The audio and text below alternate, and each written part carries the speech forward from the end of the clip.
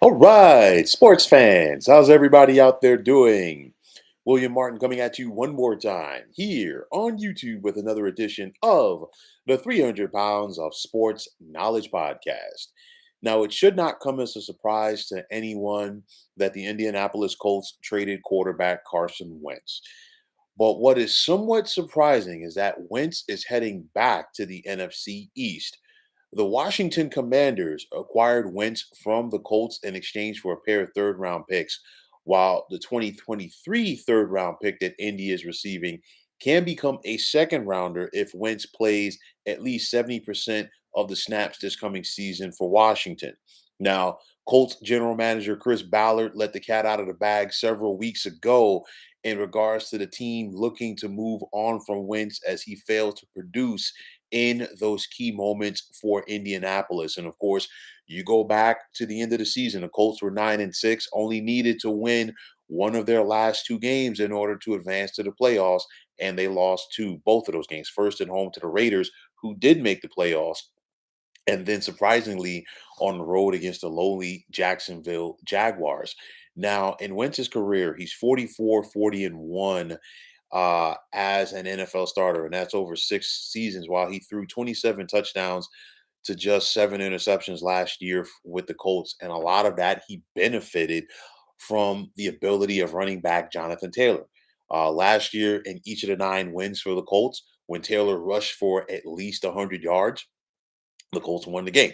Anytime that Taylor was held under the century mark, the Colts did not win. And getting back to the wins for Wentz, of those 44 wins, 11 of those came in 2017 when he was in the MVP conversation as a starting quarterback for the Philadelphia Eagles until the knee injury ended his season. And of course, the Eagles were able to go on and win the Super Bowl that year with Nick Foles under center. And there are still some people out there that feel that he has not been the same since that knee injury.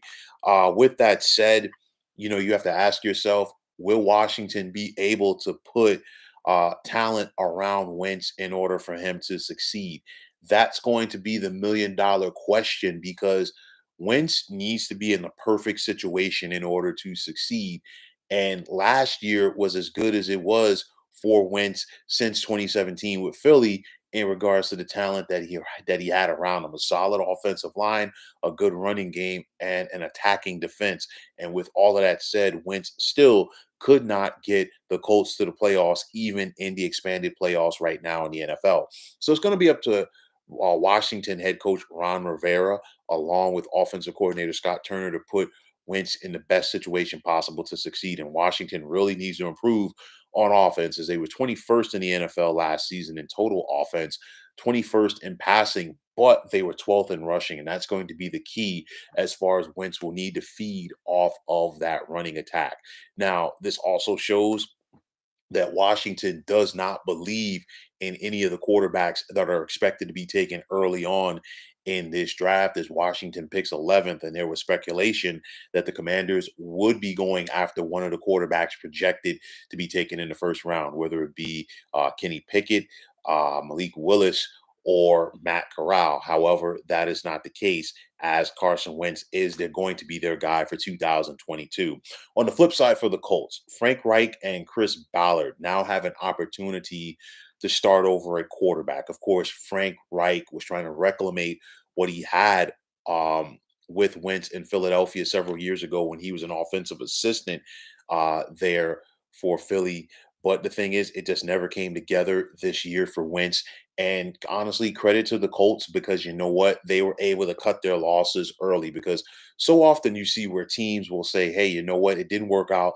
Let's try to put this person around Carson Wentz or just a player in general. Let's try to change this. Let's change that.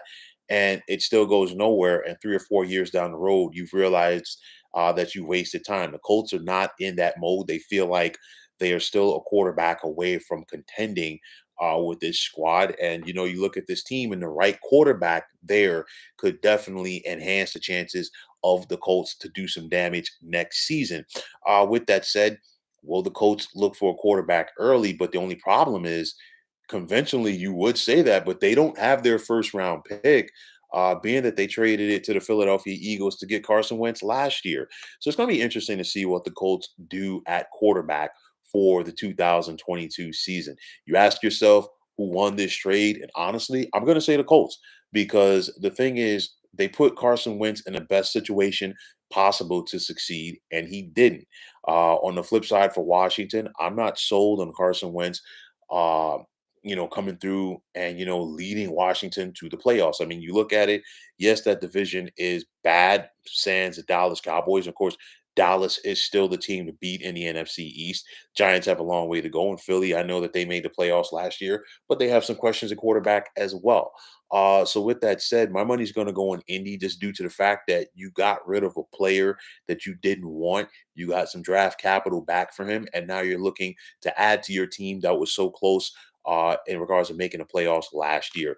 Obviously, this sets up Wentz to face the Eagles two times next season.